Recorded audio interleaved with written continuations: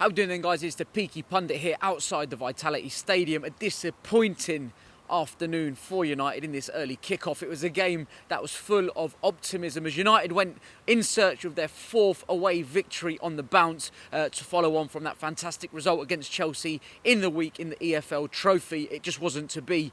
Now look, arriving here today, the weather was absolutely all over the place. Really bad conditions. Ollie said in his press conference post-game that look, the conditions were the same for both teams, so he didn't want to go into it too much as well. Whereas Eddie Howe in his press conference was saying how the waking up this morning, they felt that looking at the weather it could affect the game in a very bad way. Now look, coming into the game today, the team selection was the same as the game against Norwich last weekend, where United got all 3 points from a very convincing victory as well.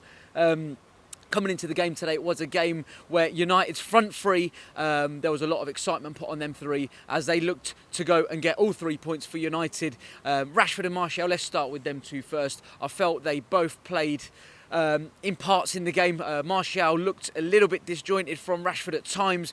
Rashford got chopped a few times as well, but he did well to get himself back up.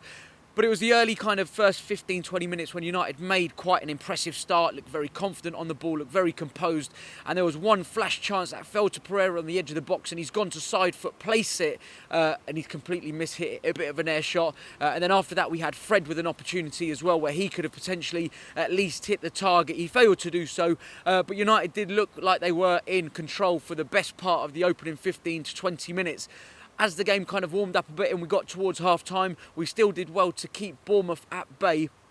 And the worst time to concede a goal, given any circumstances, right on the stroke of half-time. Josh King, it seemed to take an age for him to take the ball down on his chest. Aaron Wan-Bissaka kind of went to kind of try and nick the ball off him and get around him when really he should have just stood strong, stood big behind him, held him up. He didn't. He went to go and try and win the ball. Josh King's kind of rolled him and then he's just slotted the ball under De Gea, who come out to make kind of like a big starfish to try and block it. That was 1-0 at half-time. United would have gone in very disappointed at the break. Again, Ollie's half-time team talk would have been made a lot trickier with that goal just before half-time. And in the second half, when United did come out, again, we did fail to kind of really get going. And you're expecting Ole Gunnar Solskjaer to make the changes quite early on, which he failed to do so.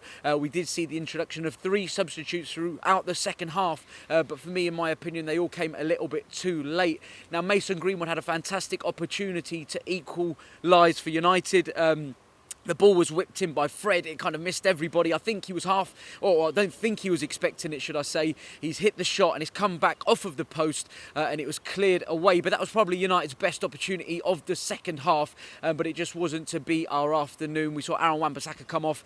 Brandon Williams coming on and playing a few more minutes as well, which was good to see as well. But look, guys, if you haven't already, make sure you jump into the comments section as well, as we do always come back to you guys. Give us your thoughts on the game in today's fixture. Obviously, we got entertained Partizan Belgrade at Old Trafford in the Europa League back at Old Trafford. It seems like an age since we last played at home in that last league game against Liverpool, but it would be good to see the team back at Old Trafford after a tricky period on the road, which we've not done too bad in today. I think Ole Gunnar Solskjaer will be very disappointed though with the overall result from today, especially when United should have and could have been inside, in the lead, should I say, inside the first sort of 15-20 minutes and really set the game up to control the rest of the afternoon, but we failed to do so and ultimately we paid the price for that.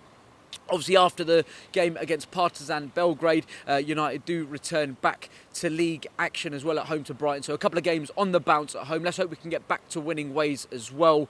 If you haven't already, as I said, hit the subscribe button. Give this video a big thumbs up if you've enjoyed today's post-match review from the Vitality Stadium. Don't forget as well to jump into the comment section as mentioned before. Join us on this journey and I'll be back for you guys with more content throughout the week. But stay tuned. And also, if you haven't already, don't forget to check out the fantastic project range by Duck and Cover. Rain jacket I've got on today, hoodie underneath, but the rain jacket did wonders for me today when I arrived. It was absolutely bucking it down. But check out the project range. You can find that on the link in the description of this video. Go check it out and everything Duck and Cover. Go and treat yourselves. Check out a few of their promotional codes as well, which are in there as well. I know a few of you guys have been taking advantage of it. You've been sending me your DMs, rocking your Duck and Cover hoodies or jackets when you have purchased them as well. So fair play to you guys. But listen, hope you've enjoyed the post-match game review. As always, we'll be back again with more content throughout the week, so keep it locked.